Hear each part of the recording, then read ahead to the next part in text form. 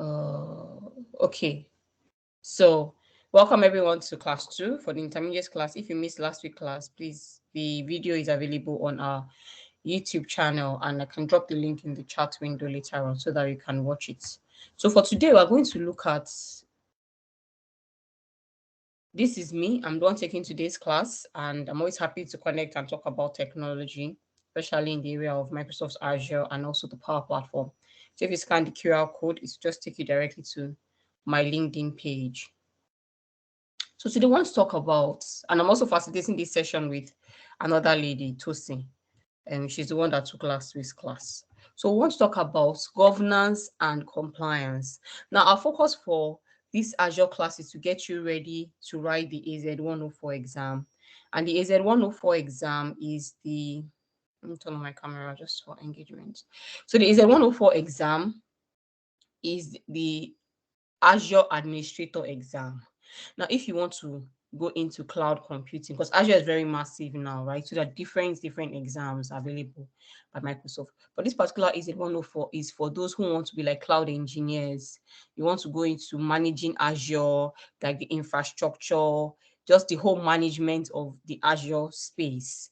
So later on, we'll be talking about Kubernetes, containerization, and all those fancy things that have come up very recently. So that's what this AZ-104 would ramp you up to get in. So if you stay like with us as we go along the journey, then it will be easy for you when you want to write your exam, because everything that you'll be revising at things that we have covered already. So now, these are the things I'm going to look at today. Subscriptions, um, Azure policies, and role-based access, right? And then when we are done, we'll walk through the labs together. Like, so I'll go into my Azure tenant and we'll follow the steps together and set up some things, right? Any questions? Okay, so let's get started. So I'm looking sideways because that's where my screen is.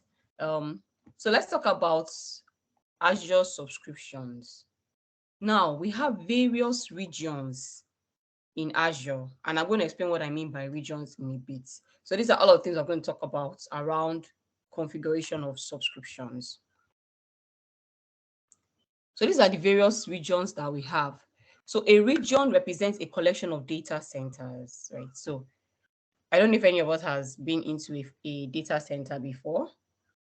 So this is an interactive class, so if you can even keep your mics like permanently unmuted, I will appreciate it so I can kind of get our feedbacks.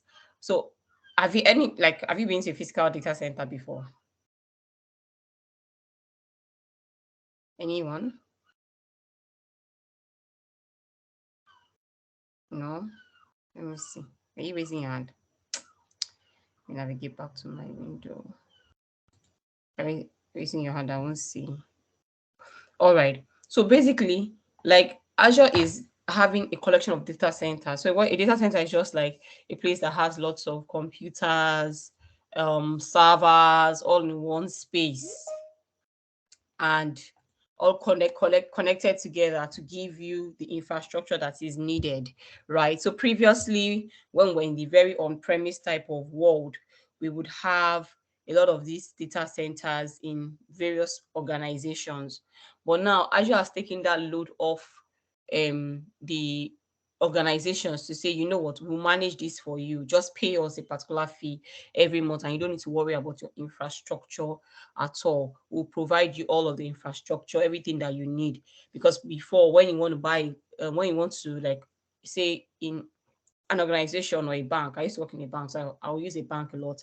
If they want to deploy a new application, say, oh, we want to deploy a new mobile app, then they will have infrastructure requirements. Then they will need to order the servers. Then the physical servers will take so many days to be shipped into the country. Then they will set it up. Then they will do the connection. The process was just a lot, right? So that was a problem that Microsoft saw and said, you know what, we'll give you the cloud. Just pay whenever you want to set up anything. Just pick the location, and just with the click of a button, you are up and running. So all of that stress around physical servers, shipping servers in, and all that was completely taken away from us. So now we're looking at Azure region. I'm just going to share a tab now to show you what it looks like. So if I pop here into my screen, so this is kind of how Azure is covered around the globe. So all of those dots you see are places where we have Azure infrastructure. So you can see that in Africa, you can see some down here, which is South Africa, then a couple of them here. So this kind of how their regions are scattered all across the globe. So you see United States, as you over on each of them, you see Belgium, France, Belgium Central, Sweden. So that's just a fancy picture of exploring. So I'll drop this for us in the chats window. Right, so let's continue. And you can just take your time to look at how vast and spread out Azure Cloud is. All right, so let's close this. I'll come back here. So now, regions have various data centers in them, right? So if I want to try to, 1 second, draw a bit, show us.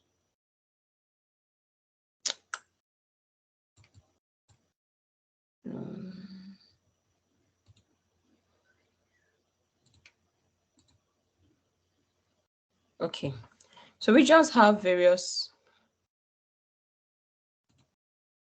1 second. Let me share this one. All right, so let's pop into OneNote. So we assume that this is the Azure cloud. Can you see my OneNote? Hello? So this is Azure. Then we'll have different regions. So if I draw a line across Azure like this can be a particular region here. And then in this region, you have various data centers in different locations like that. So this can be like West Europe. But for some of us that are familiar with Azure, you may understand what I'm talking about. So this can be like West Europe here. And then you can have another one here that is like maybe US East. And then you have various data centers in them. So now regions are paired for high availability. So you can have US East paired with another region like US West. So you can have another region here. And they'll be paired together for availability reasons. What does that mean? That means that when you're configuring some of your VMs, which we will see later on, you may want to set up high availability and then it will span across, ensuring that if this region goes down all of a sudden, which is most likely not, all of your services can still work from this other region, even if this one goes down. This one is up and running. So that's what we mean by high availability. All right, any questions about my slide? All right. So most of the time you select region that is close to your users, right? So if you're serving the users in Nigeria, we expect you to pick a region like South Africa, which is closer to us in distance, because then, the travel time between your application and the users is very fast. So that's one of the things you consider when you're setting up your various resources in Azure and trying to decide on what region you want to put your resources in. So when you want to look at Azure subscription, now in a particular Azure tenant, you can have multiple subscriptions, right? You can decide to have a subscription for development. You can have a subscription which is like your paid subscription. You can have a test subscription. You can have various and multiple subscriptions in a particular environment, which is like this Azure account you see here. So you can see this Azure account is here, and you can see that there are various subscriptions there. So they have a dev, a test, a production subscription, and then all of your resource groups can now be put into each of these subscription, right? So that's what the subscription is about. It's also used for security and billing boundaries. So you may want to know, okay, how much are we spending on our Azure for development purposes? How much are we spending for test purposes? So, but when you separate them based on subscriptions, the organization can easily tell if they're spending a lot and where that amount is coming from, right? So, that's how one of the reasons for having different subscriptions. So now when we talk about subscription usage, these are the types of subscriptions that we have. You can get the free one at the moment. That's available to everybody. And this free subscription includes a $200 credit voucher. And it's free for the first 30 days. And then you have the pay as you go. These are the different options. The ones you can get from the cloud solution provider partner, and then through your enterprise agreements. So a lot of large organizations have existing enterprise agreements with Microsoft, so they can get their subscriptions that way. And then as a student, Microsoft gives a $100 subscription for 12 months. So these are the various types of subscriptions that you can have in an organization, or not organization, like anywhere in Azure. These are the type of subscriptions that you have and that you can use. So how can you obtain a subscription? Either through enterprise agreement, like we said before, for customers who usually pay this upfront commitment, or reseller, just simply purchase it. You can also get your subscription as partners that implement and design Azure solutions, and then your personal account. That's the one that you get. You have like the $200 free credits for the first 30 days, and you can take it up from there. So are we clear on subscriptions? Do you have any questions on subscriptions before we start talk about resource groups? No, ma'am. I clearly understand. I'm clear. Thank you for the response. Bio, are you able to hear us? And Franca, I think it's Franca. Sorry, your your name is not showing you full. Oh, okay. My name? Yeah, No, I have Chester. I mean, Chester. Okay, yeah, yes. Francesca. That's my name. Okay, okay. Yes, yeah. So yeah, so this is what we have for subscriptions. Now let me pop into sometimes it's better to show you just what it looks like. So if I come to my Azure tenant here,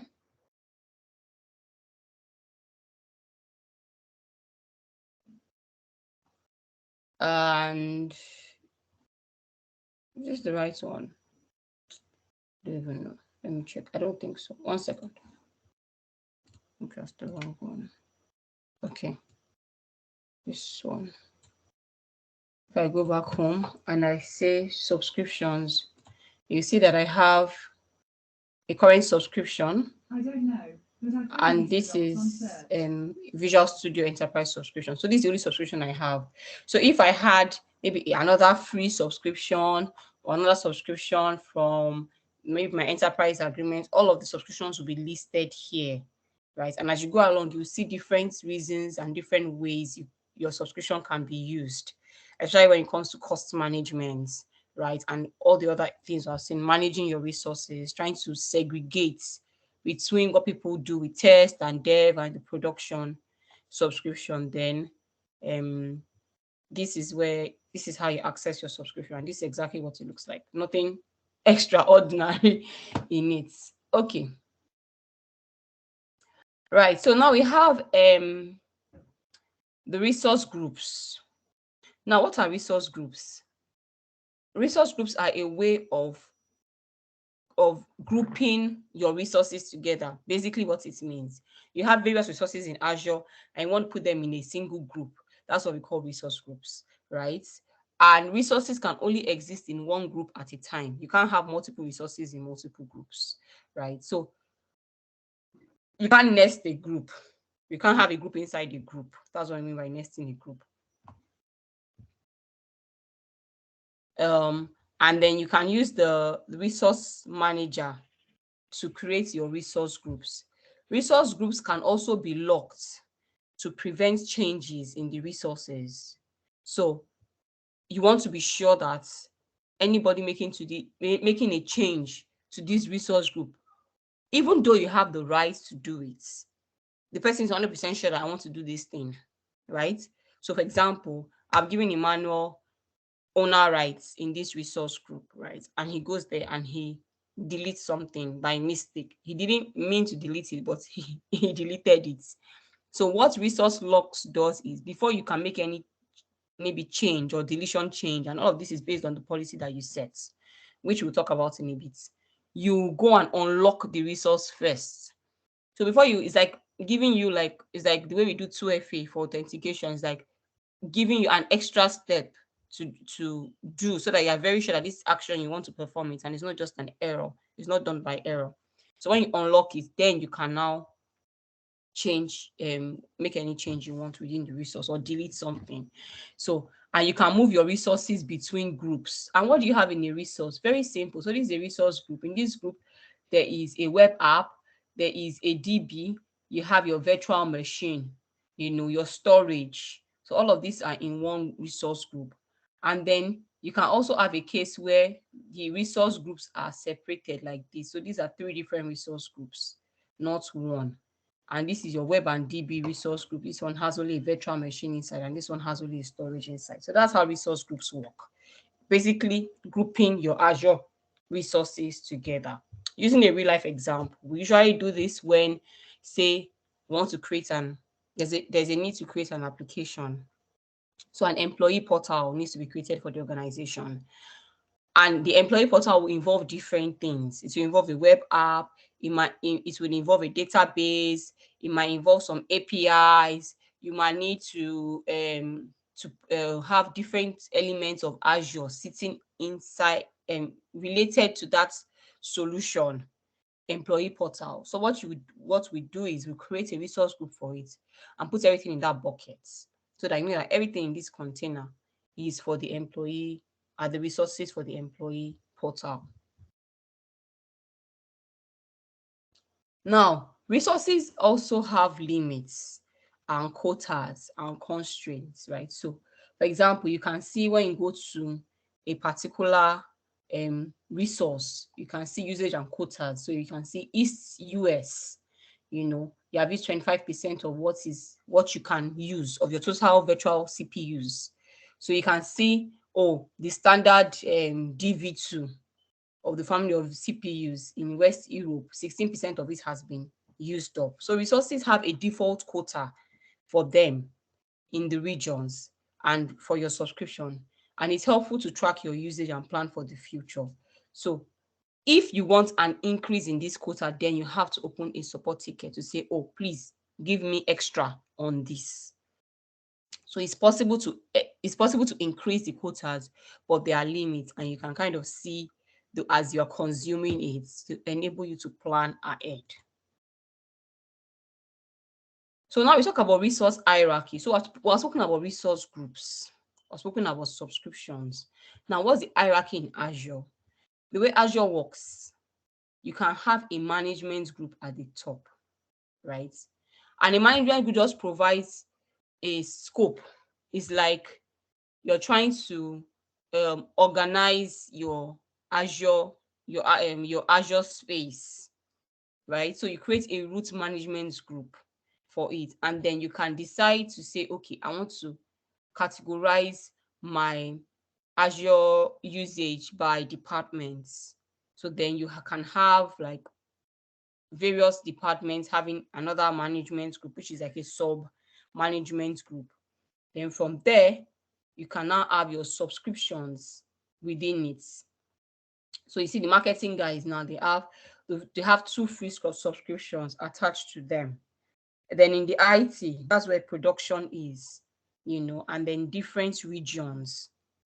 So if it's a small organization of maybe 40, 500 people, like small SMBs, yeah, or SME organizations, this may not really be important, so to say, like, oh, I just 50. But when you start talking about organizations that like have 100,000 plus employees spread across various regions, the management will now become very complex because there are a lot of people using the platform, so that's why you can see that they are even separating it into geographical locations, because all the employees will not be in one location.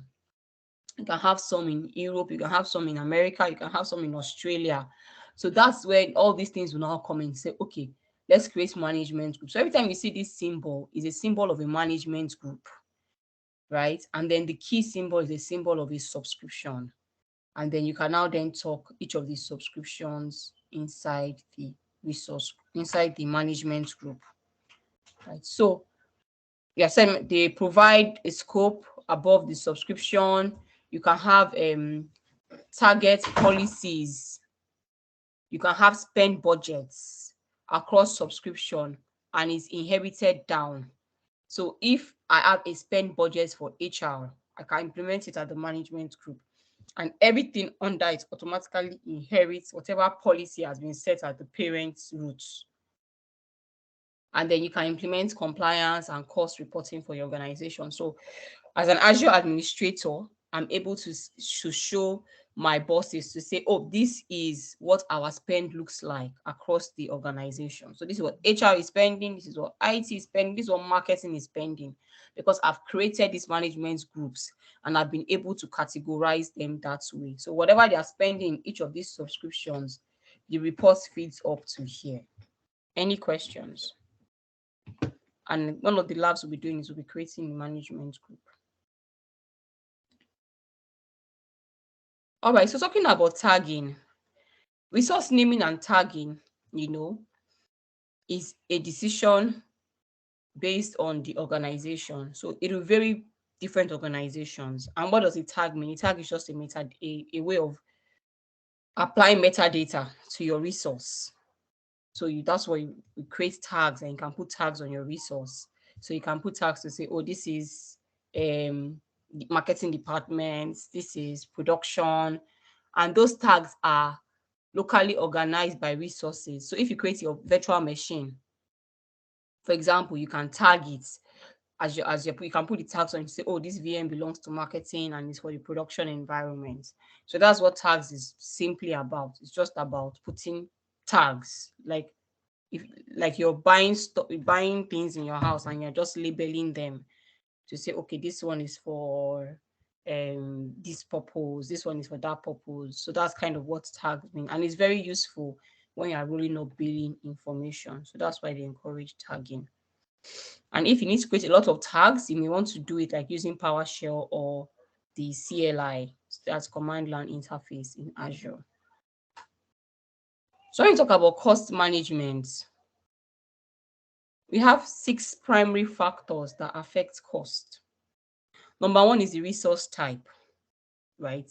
So the cost of resources are specific to usage and attract. Like we know, Azure is and that's one of the benefits of Azure. You only pay for what you use, right? It's not like those days when we buy a Blade server and we're only using half of it.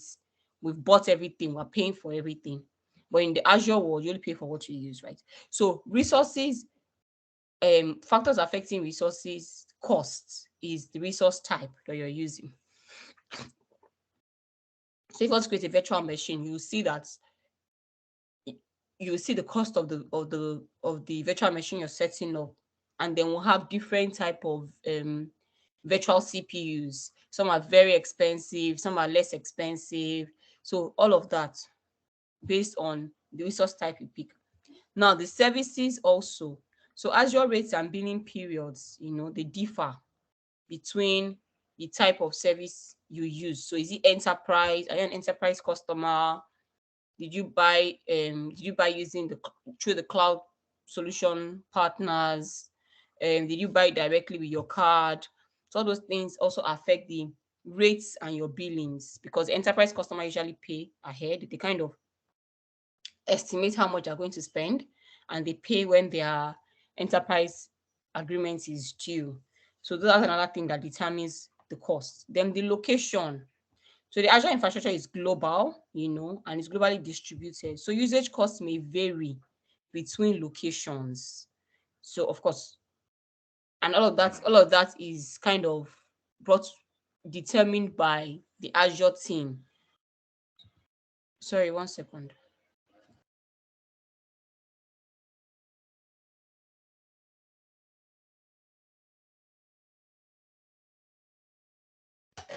Apologies.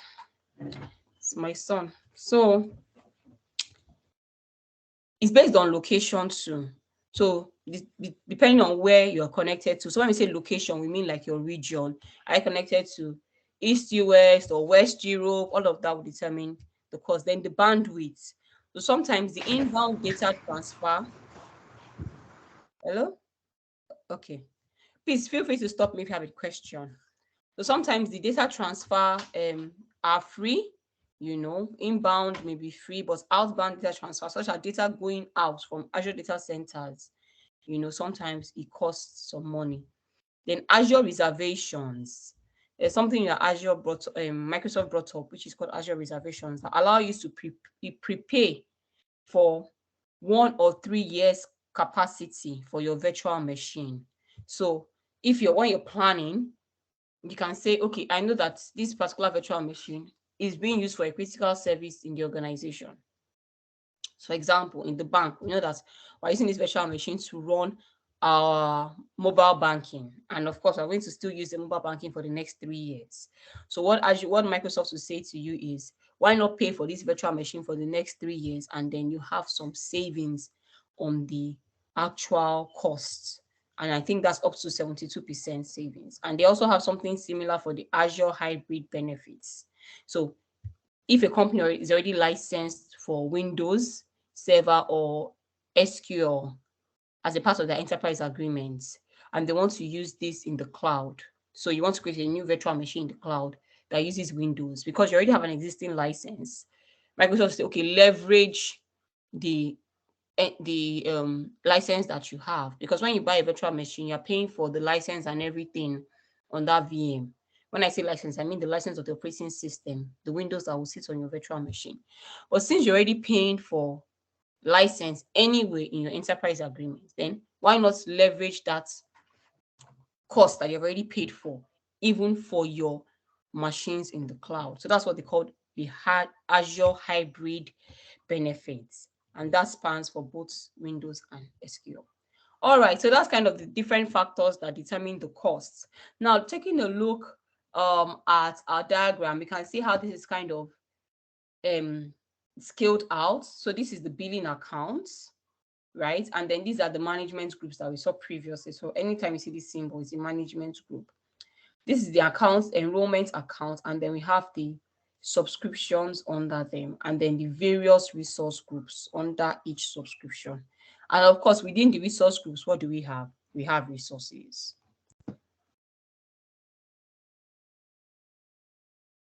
So we'll take this, we'll do the labs together. So can anyone tell me what resource tagging is? Let's just ask a few questions. Resource tagging. It's used for billing. Yes. Yeah. And it's used to provide metadata to your Azure resources. So you can basically, it helps you to organize so that it can roll up for billing. So when you're creating your resources, as you're creating your virtual machine, you're tagging it.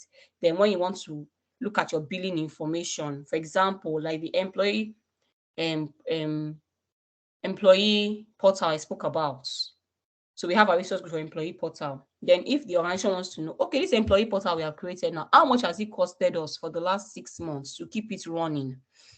So maybe somebody else has come to another proposition to say, oh, why are you running an employee portal, in-house? Why not subscribe to our SaaS portal where you just create your users and you have everything rather than running all of these custom applications on Azure. And the business is trying to make a decision. So they say, okay, Emmanuel, you are the lead of our cloud department. Can you show us what cost we have accumulated in the last 6 months from the employee portal that has been created since the day you went live? You just go to your cost management and you can use your tagging to see, oh, this is how much this project has actually costed us since the day we went live to now, right? Because you also be looking at it from the production subscription, not the development. So that's kind of what tagging is used for. And then we also said that there are several ways to reduce costs on your Azure. What are some of them? I mentioned two ways that we can reduce cost. Hybrid. Prepay, using the prepay Yes. and the reserve one. Yes. Azure Reserve instances and then your hybrid benefits. So the Azure Reserve instances is the one that you pay ahead for to say, okay, this VM I'm using for the next 3 years. So I want to pay ahead. So when you pay ahead, you can have up to 72% savings on it. And then the hybrid benefits is the one that you're already licensed, maybe through your enterprise agreements for the operating systems. So you then say, okay, we're already licensed, then we should pay less when we are creating another Windows server machine in the cloud because we already have a license for it anyway. So it's called the Azure hybrid benefits. Okay, so let's talk about policies. Thank you so much. Thank you for staying engaged.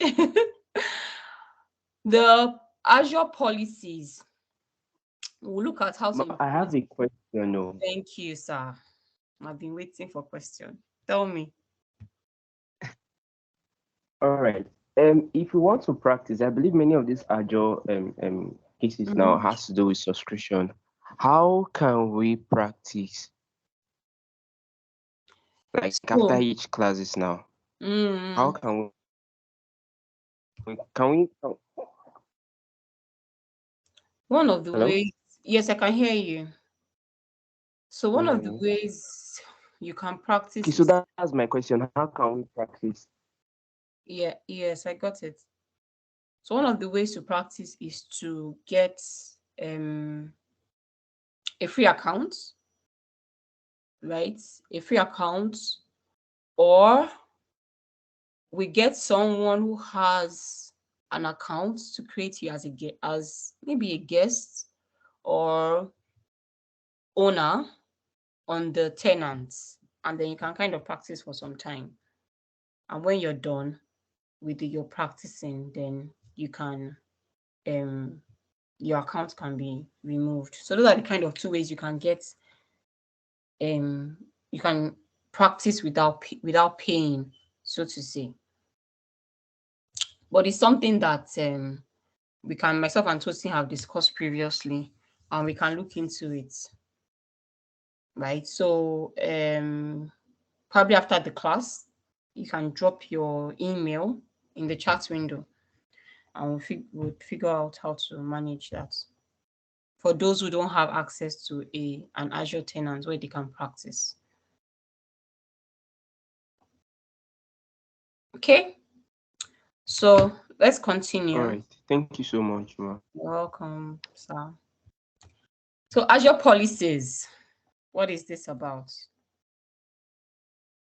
We'll talk about configuring policies, applying tags, and configuring management groups.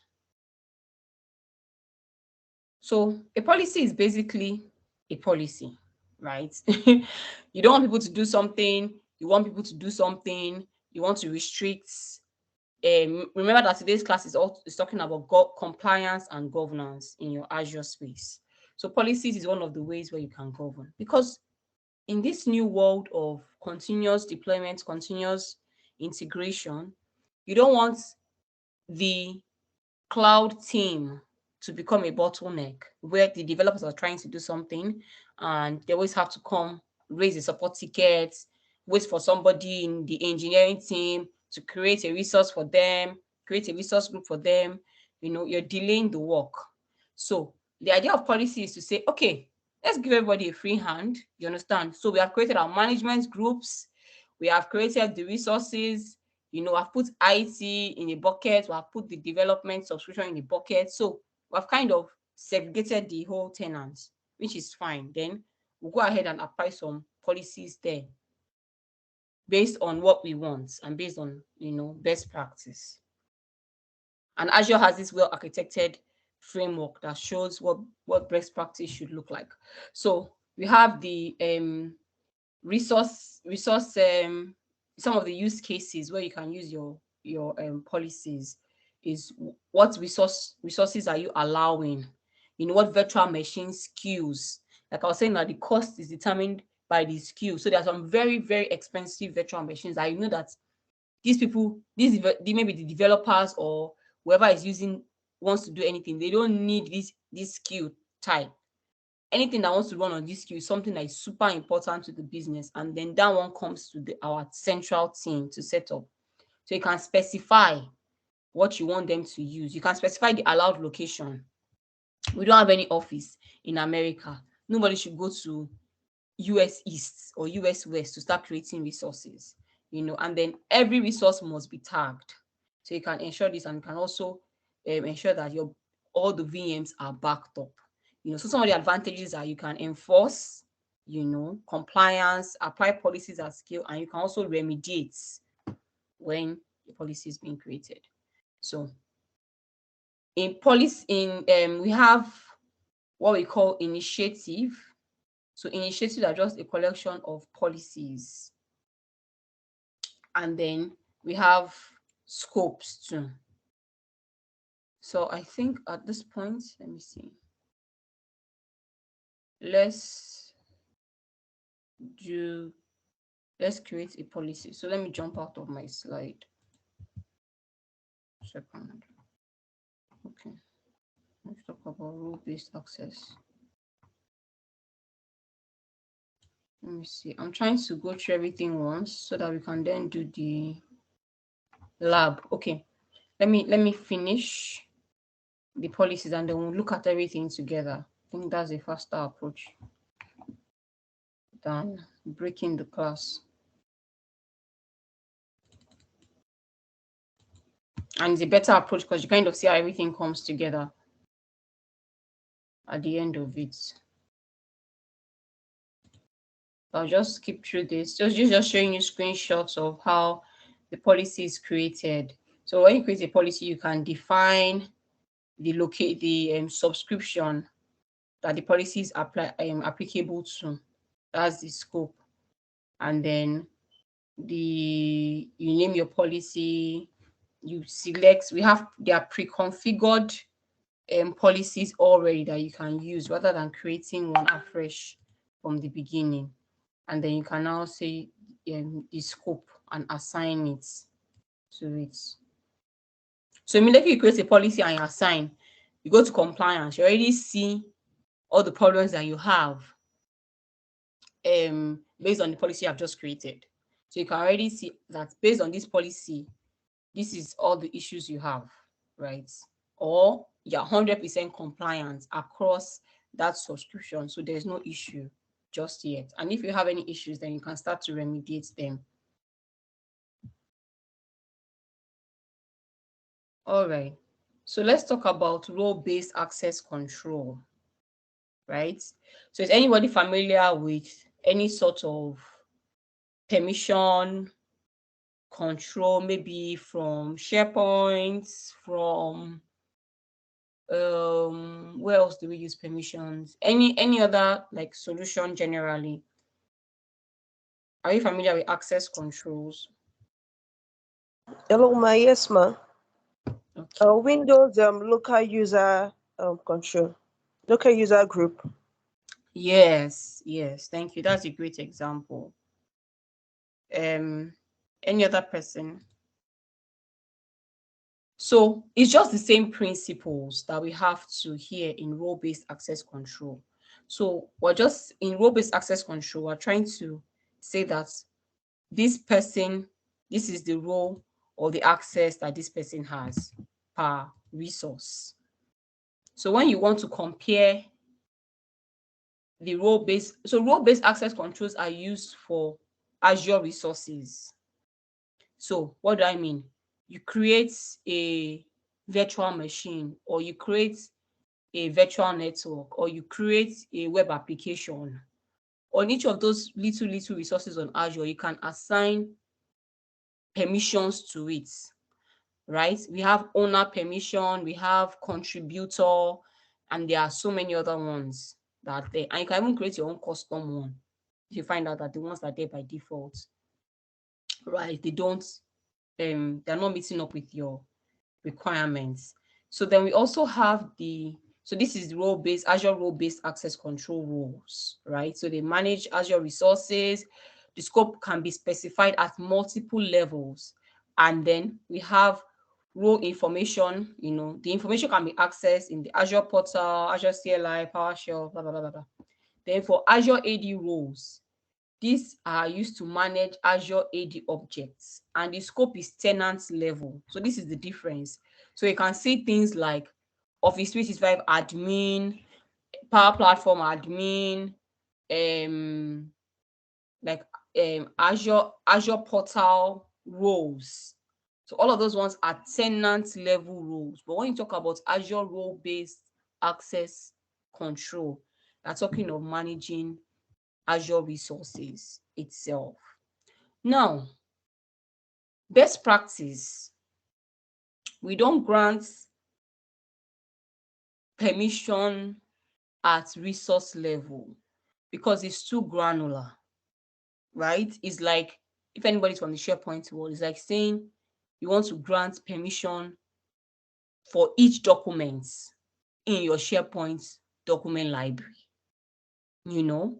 or even if you're from the administration world where you have a file server. In those days when we used to use file server, and you share things by folder. So those days each department have a folder, and then the Windows admins will grant access based on those folders. You don't want to now start granting access to the document or the subfolder inside that folder, because it will get very messy. So we try to stay on the top level, which is the resource group, right? So then this is if you want to create, you can also create custom rules, right? So, but this is the owner, contributor, reader, and some other many ones. All of these are inbuilt rules: backup operator, security reader, user access administrator, virtual machine contributor, so many rules like that based on the resource type that you have at the moment or what is inside your resource group. And then you can then have some custom ones if required. If not, it's always best to use the default built-in rules that we have. So the process of binding a role definition to a user, of course, you can bind a role definition to a user, to a group, or a service principal, right? And then you can decide what the scope is. So this is the person you have decided, okay, I want to give phone access or Chester access. And then the next thing you then do is, okay, what kind of role definition do I want to give this person? And then you assign that role to the person, and then you can define the scope of it. So it's all coming back here to it. So you can see resource group, subscription, management group. So let me show us a diagram that I found interesting.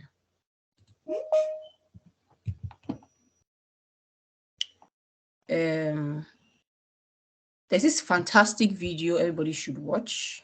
I've been watching it back and forth on AZ 104, and I think it's just splendid. It's very long, extremely long. I don't expect you to watch it, to even finish watching it in one week. But it's I have a question, please. Great. Yeah, it puts a lot of things together in perspective. Yes, ask me, please. Okay, thank you very much. While explaining the role-based access control, I understand user group, but the service principal, I don't want. Can you please throw more light on what that indicates? So, service principle is how do I explain it now? Like on Azure, when you want to grant access to another application, so service principle is like the authentication of an app to an app. So if I want to, let me see. So for example, I have Azure DevOps, right? Azure DevOps is not Azure, right? The way Azure AD is not Azure. So Azure DevOps is like a completely different platform. However, I want to perform continuous integration and all of those fancy things in my Power Platform. I'll come to Power Platform because I'm familiar with that and I've used it before. So in Power Platform, I want to create my pipelines, and I want my okay. So I have my Power Platform environment. Let me start from the beginning, right? I've created an app in Power Apps. I want to configure my Azure pipelines such that my app is automatically deployed across my various Power Platform environments. In order to do that, my Power Platform is sitting in my Office 365 tenants, right? Azure DevOps is sitting somewhere entirely different. Now, I need to give Azure DevOps rights to access my Power Platform, my Power Apps, so that it can perform that continuous integration, because there are two different systems, right? And I want them to be able to speak to each other. In order to do that, I need a service principal. Now, a service principal is like, it's an identity, but it's not an identity of a user. It's an identity of an application. So a service principal is then created, and then I go to my Azure. My service principal is created on my identity provider, right? What is the identity provider of Power Apps? Azure AD. So a service principal is created in my identity provider in Azure AD. Then that credentials, I then take that app ID and secret to my Azure DevOps. When I'm creating my pipeline, it says, how do you want me to authenticate? I say authenticate with service principal, and I put the app ID and the secrets there and lock it. So when I now want to test my pipelines, it gets to the point of authentication, then it authenticates with that service principal. So basically, a service principal is an identity, but it's not a user. It's an app, and it's mainly used when two applications need to speak to each other. And that service principal is created on the identity provider of the primary app, or the same identity provider of the primary application. I'll show you what it looks like in Azure, just so that you have something you can see. So that's kind of the summary of what the service principal is. It's used for authentication when we can't authenticate with a user as an identity, then use the service principal so that apps can talk to each other. Thank you very much. Okay. I'm grateful that I didn't make it more complex. Okay, so what's the diagram I'm looking for? I can't find it. 1 second. So this video I shared is fantastic, really. And I've really been enjoying it. So I thought I should share. So let me come here again, find the whiteboard, go to the sites, and just kind of show us. Okay, so it's a massive whiteboard, but I think I can zoom in. Yeah, I'll zoom in just to show you some of the things I've spoken about today. Which one is out now? Up and down.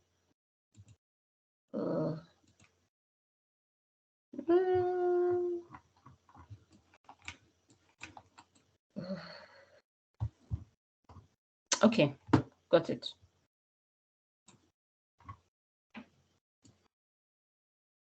So this is kind of what I've explained today around this is your Azure AD. So this was, I'll move it back a bit and not show us too much at the same time. So this is where I explained that we have, oh, where's my mouse? Okay. Please, can we see my cursor? Like my mouse. Yes, you're moving it. Yes, can see. Okay, great. So this is Azure AD. Like I said, Azure AD is not Azure, right? Azure AD is an identity provider, and it can be used to provide identity to various systems. So various software as a solution systems, right? Like Office 365 and also Azure. So Azure uses it as its identity provider, but that's what it is, right? Then you can have your guest user in Azure AD. So sometimes when you're configuring, like all of the configurations we do, if you're an Office 365 person, where you're saying, oh, you want to do and bring in guests to your teams, your Microsoft Teams, all of those things, those users are added here as guests. Like maybe you want to share a particular document that sits in SharePoint and you want to give somebody guest access to that document. So, oh, you give person, you say, share this document with this person, give this person guest access. Yes, this person needs to authenticate with a code or something before coming into the tenant. All those users are added into the tenant as guests, right? Then if your organization has Active Directory on, now it's just called Active Directory. So if you hear Active Directory, we're talking of on-premise Active Directory, right? Then we have Azure AD, is Azure AD, in the cloud. So you have a lot of organizations, especially large enterprises that have been since way back, like the banks, they all had working Active Directories before the whole buzz of the cloud came. So do you expect them to just scrap that? No. So Microsoft created Azure AD Connects that you can then use to create your users locally and then migrate them to the cloud. So then you now have your users. Your users have the ability to use the full feature of whatever is available to them on AD on-prem, like local groups and all those things you have created already. And then also the ability to have the full offering of the cloud as users. And all these Kerberos, NTLM, LDAP are all protocols that are used on premise. But when you start to talk of online protocols, then you talk of SAM, talk of WS Fed, you talk of OAuth 2, you talk of OIDC. So all of these are online protocols that are used for authorization and authentication, right? So that's kind of what I kind of explained in the beginning. So if I move a bit, we can now see that we have a subscription here, right? And like we said, you can have different subscriptions in your Azure AD. You can have various subscriptions. And we spoke about management group. So you can have a root management group like we showed. Then you can decide to break it out. Okay, the developers are here. The development stuff is here. The production stuff is here. And that now cascades down to your subscription, right? And you can have multiple subscriptions in a management group. So let me go where I'm getting to. Sorry, 1 second. I can't take your bag. So now we spoke about resource and resource groups. So here you can see this is the resource group, and these are the various resources in the group. Now where I'm going to is, okay, then we spoke about budgets, right? So you can track budgets at management level. You can see budgets can be tracked here, and you can track budgets all the way. You can even track it by subscription and even by resource groups. Now, this is role-based access. Role-based access, which is what we just talked about now, can be granted at a resource level, which I said we discourage because it gets too clumsy. At a resource group level, which is what is ideal, or at a subscription level, but all of these follow the principles of inheritance. So if you grant your policy here on the resource group, everything here will inherit. Not policy. It's the same for policy, but I'm talking about role-based access. Everything here will inherit whatever permission you have given. So if I've said, okay, for on the resource group, you're an owner, then I'm an owner of everything here, except otherwise specified. But by default, it will inherit it. So it's the same for policy too. So you can attach your policies to your resource group, or you can attach your policies also at a subscription level, or you can even put your policies at a management group level, right? So these are kind of the various ways you can manage your policies. All right.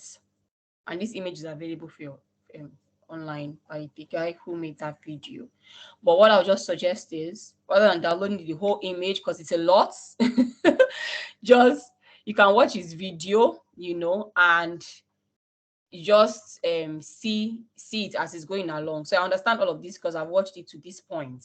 But if I take the whole thing out, I've not watched all of this thing, so I don't know what's going on there. So, but it's really interesting. I found it very helpful. That's why I'm suggesting it. Okay, so now let's go to our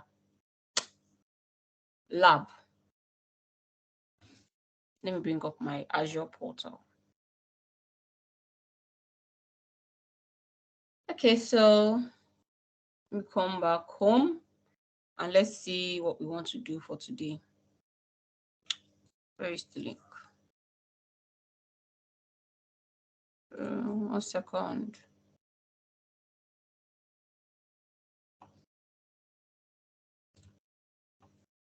Okay, so, and I can also give you this link. I find it helpful, kind of where all the lab instructions are. So the first thing we're going to look at is, I'll just show you briefly what the instruction looks like, then I'll take it out because we're working through it together. So we have various labs. The first lab is how to manage subscriptions, right? And then after that, we'll look at lab 2, governance and Azure policies. So those are the 2 things we're going to do now together. So now let's create our management group. So we're here.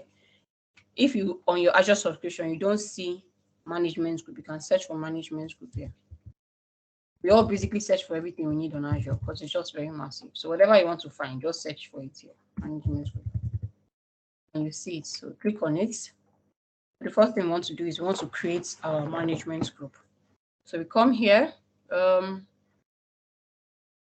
say create. I think I created one already yesterday. I'm not sure. Okay, so what's the name of our group? We'll give it a group ID of this.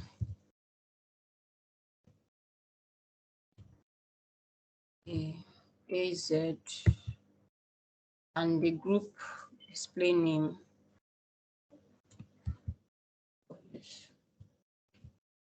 Can you see my screen?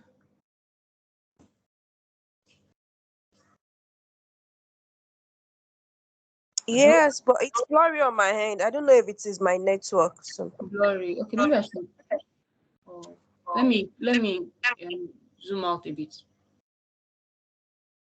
Maybe is it better?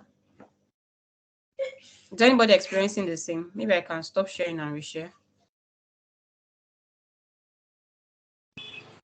No, it's fine. It's fine. Okay. Come here. Yeah. Okay. All right. Fantastic. So you have this, and then you can then say, okay. So let's continue. Submit.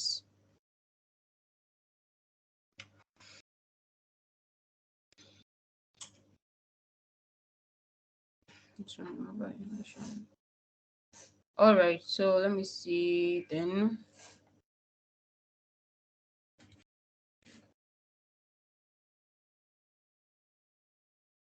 Okay, I think the creation is done now. So within my tenants now, I have one management group. So now I'm going to click on subscriptions. 1 second.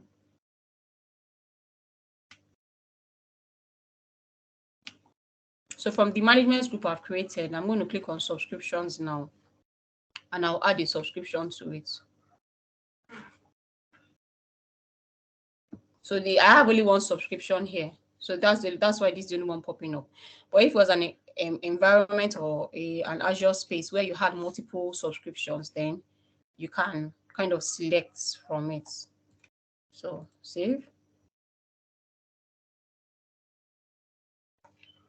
And you can see that the subscription has now been tucked under this management group. If I come back to management groups, let me see, refresh.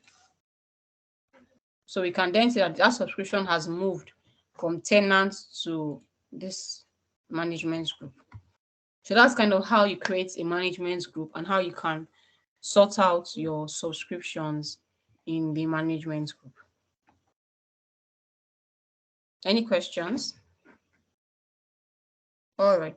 So let's move on to the next thing, which is to create to assign role-based access controls. So I'm going to come to my Active Directory, my Azure Active Directory, and then I click on users. Yeah, so the service principal thing we're talking about, this is it. Let me show you. Enterprise applications.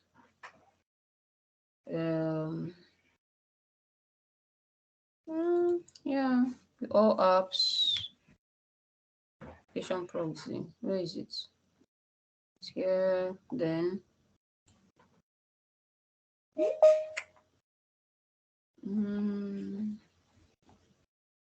Trying to remember where do we create this thing? 1 second.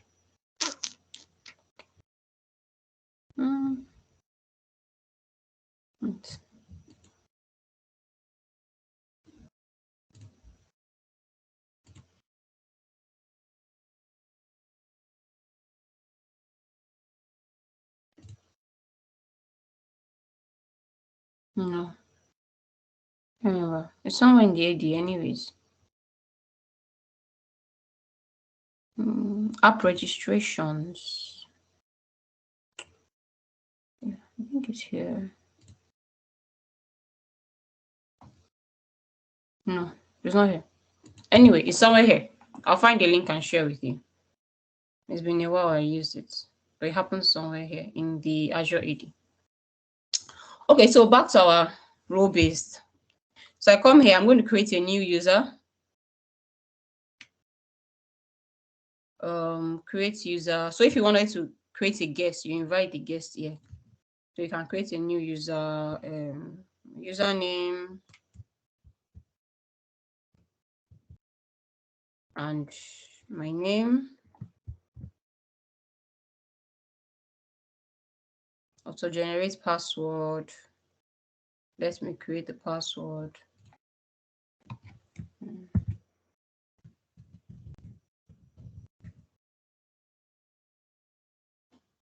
Then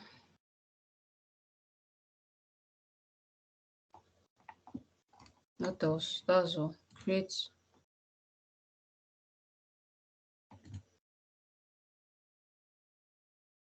So I'll now go back to my management group that I created before. If I come back home and I come back to management group, then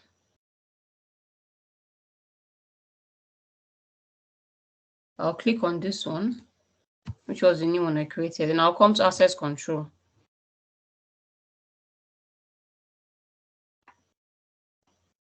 So from here, I can add a role assignment. Let me see. So let me add owner. Let me see, members. So I'll select, but if it was a custom one, you can add it. Because the default one you can select. So I can say owner, then come to the members and select a particular member. I come here. I can look for the person I just created and select. and then assign, review and assign. So what this means is that this particular user has owner rights on the entire management group of this AZ102MG1. So everything under it, this person has owner rights except otherwise stated, right? So otherwise stated means if you then have a resource group within this subscription, and in that resource group you have maybe removed the person as an owner there, or you have created fresh people as owners, then all of the resources in that resource group, those are the people that will have permission over it, So it's just basic um um inheritance, permission inheritance. So it just inherits down that way, except you break the inheritance. So that's how you create that's how you add a user and you assign a role-based access to that user. Okay, any questions? So I've just looked at how to create management groups, but I've looked at how to create a user, a new user, and I've also looked at how to assign that user using the role-based access control or role-based access rule using a default one, but there are other ones. You can also create a custom one if you want to. Okay, so let's go back. Let's not go back. Let's go forward to the next thing. Yes, ma, I have a question. Yes, please. Yeah, so I have an account on Azure Portal. So I was trying to follow along with the tutorial. Okay. I couldn't add a new user. I couldn't add it. The create new user is disabled for me. Okay. I So can only invite an external user. So I don't know why. Is that on it my depends role on base? probably. So is the Azure you have access to? Is it like, are you super user, or like are you the one that has full, like this one now is mine? So I have like global admin on the tenants. But if it's No. sorry. No, I am not. I'm just a user, student ambassador, Microsoft student ambassador subscription. Okay. So that's probably why you can't add a new user. Okay, ma. Probably the control that they've given to the role-based access control that you've been given, or the Azure, your role on the Azure tenants. That's probably why you can't add that new user. But are you able to create management group and do all other things on it? Or you I'm couldn't? going to try that now and revert. You are just Yeah. going to try. I was Okay. just listening to you. Okay. All right. That's fine. Sometimes better to listen and then you can try later because you have access to the video on YouTube. So you can go back and watch it. The main thing is understanding first. So once you understand it and you are able to once you understand it and you're able to like understand the logic of what you're trying to do, then when you're rewatching it, you'll be fine. Yep, thank you, ma. Okay. All right. So what we want to do next is we want to look at policies. So let me come back home. Right, and let me create a policy. So from Azure Portal, I'm going to go to policy. It's here already, or you search for it. And then you can click on definitions.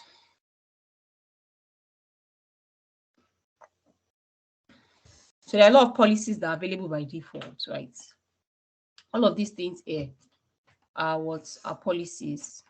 So an initiative is a collection of policies.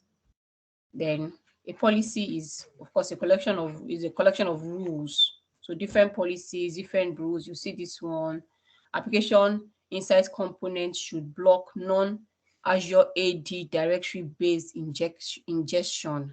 So most of these policies will be like, you may not know or use everything, so it's mostly like, I would say sometimes on a need basis, or sometimes when the infrastructure is being set up and they're going through the entire Azure governance piece, then these particular policies will already be preset on the tenants. So let's go to definitions. Okay, I'm in definitions already.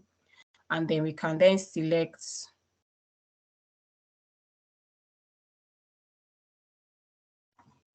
one second. So in definitions, category, well, yeah, you can filter by category.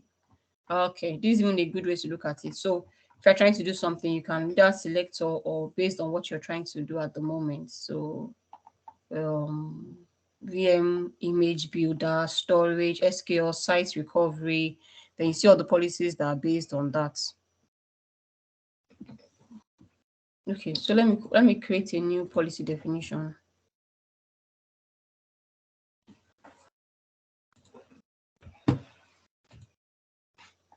So I can say this is the only subscription I have anyway.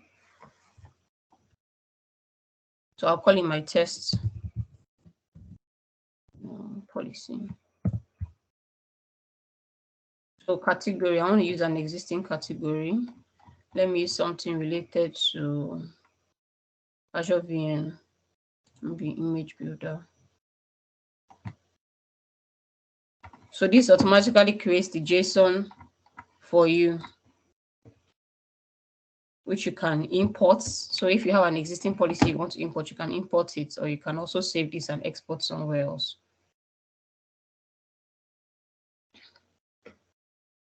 Then if I come back,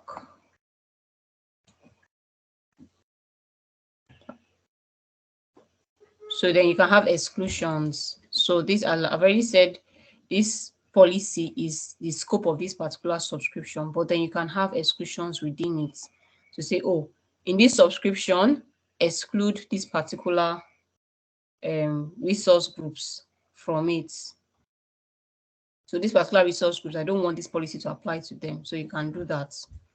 Then remediations, non-compliance message. If somebody is trying to do something and is not compliant, what do you want to say to the person? Oh, please tag your resources, or please enable backup for this particular VM. So that's what pops up here, and then you can review and create it. So what's most important also as you carry out all these tests in your tenant is you need to wipe it, right? You want to wipe it. You don't want to leave things running. Otherwise, you know, Azure is pay as you go. So if you create a particular thing, like I have so many resource groups, I even need to look at them. If you create a particular thing and you're not using it, you just keep running and then you keep paying for it. Whenever you finish, like whenever you complete whatever you're testing at the moment, you need to just clean up, you know, by deleting some of the things that you've already created so that you don't have to incur unnecessary cost on it. All right, so that brings us to the end of today's class. Do we have any questions? Or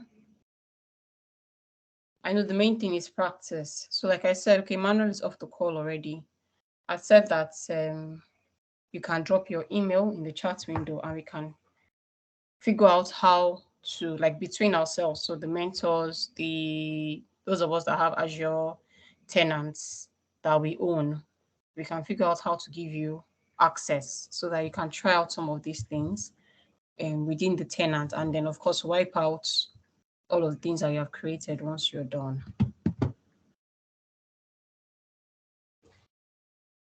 All right, so I'll stop recording now. The video will be